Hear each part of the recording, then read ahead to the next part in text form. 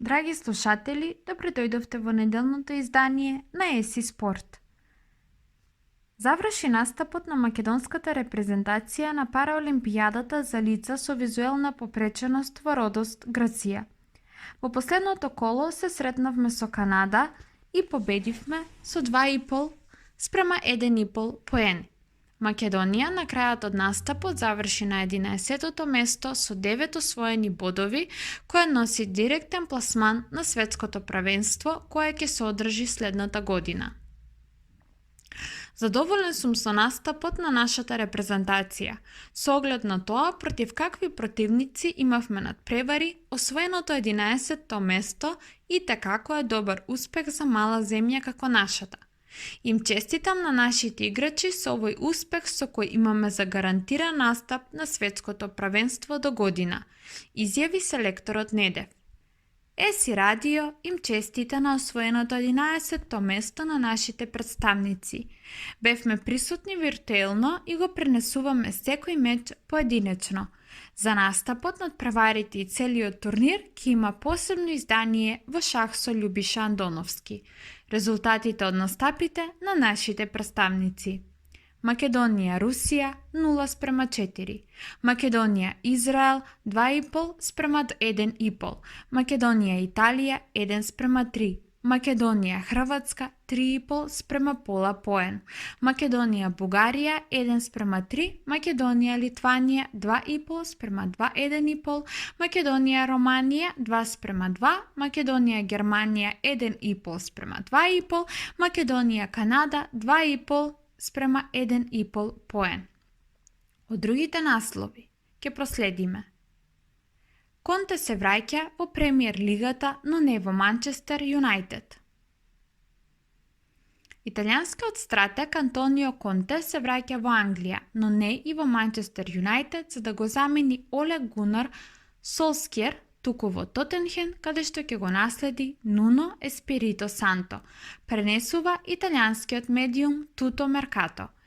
И покрај тоа што беше поврзуван со превземањето на Манчестер Юнајтед, Конте камбекот на островот се очекува да го направи во лондонскиот тим, кој не е ниту блиску до формата од претходната сезона.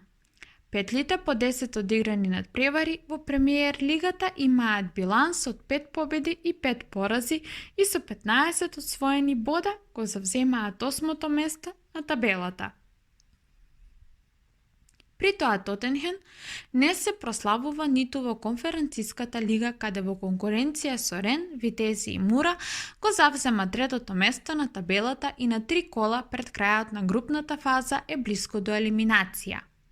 Добро познато е дека Конте ретко кога прифаќа нов предизвик сред сезона, но според италијанскиот медиум, главната алка во склучување на договор е директорот на клубот, Фабио Паритичи, кој е во одлични односи со стратегот, а воедно 52-годишникот е и желба на председателот Даниел Леви за спас на клубот од можните заминување на Хери Кейн и Сон на крајот на сезоната. Антонио Конте во англиското правенство беше дел од 2016 до 2018 година како тренер на Челси, со кој во 2017 година стана и првак на премиер лигата, а претходната сезона стигна и до шампионската титула во Италија како предводник на Интер пред да замине од клубот ова лето. Солскјер вели, се е до тактиката.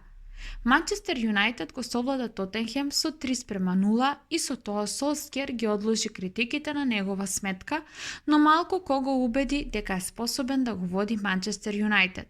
Но за разлика од дебакалот во дербито со Ливерпул, успеа да се подигне и веќе на наследниот меч барем малку да ја поправи штетата. Во Лондон беше релативно лесно за црвените ѓаволи, кои по 10 меча во низа конечно ја сочуваа мрежата недопрена. Од почетокот игравме добро, уште од вторникот кога почнавме да се подготвуваме за гостувањето во Лондон. Почувствувавме дека нашиот план може да помине. И помина. Секој фудбалер го одработи својот дел од работата. Не примивме гол, ја државме топката далеко од Давид Де Геа, голманот немаше ниту една интервенција. Се е последица на тактиката за која се определивме, изјави Солскјер, кој со оваа изјава како сака да самиот себе си да се пофали во ситуација кога многумина му го вртат грбот.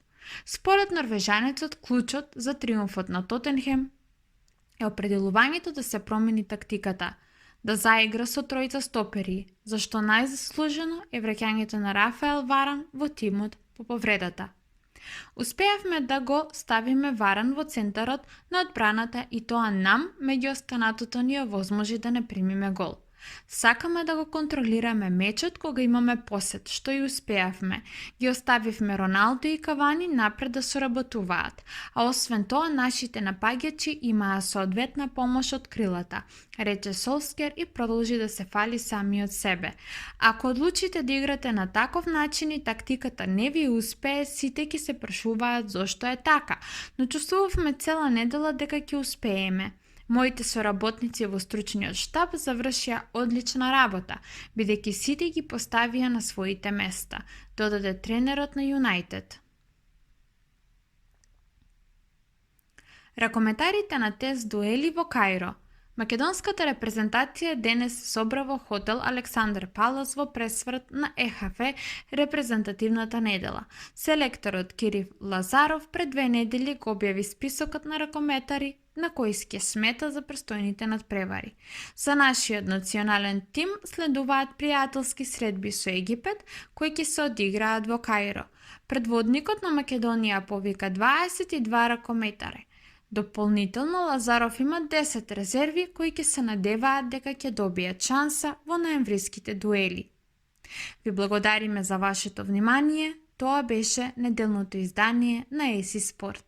Останете со програмата на AC Radio.